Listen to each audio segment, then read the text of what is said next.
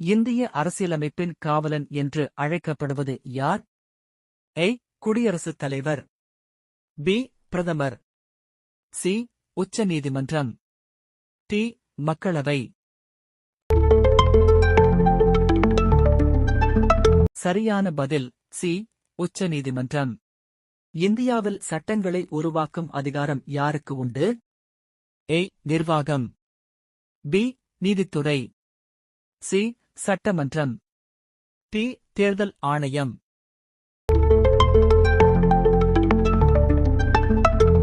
சரியான பதில் சி. சட்டமன்றம்.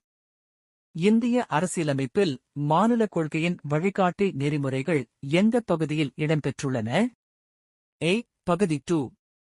பி. பகுதி 3. சி. பகுதி 4. டி. பகுதி வி. சரியான பதில் சி. பகுதி 4.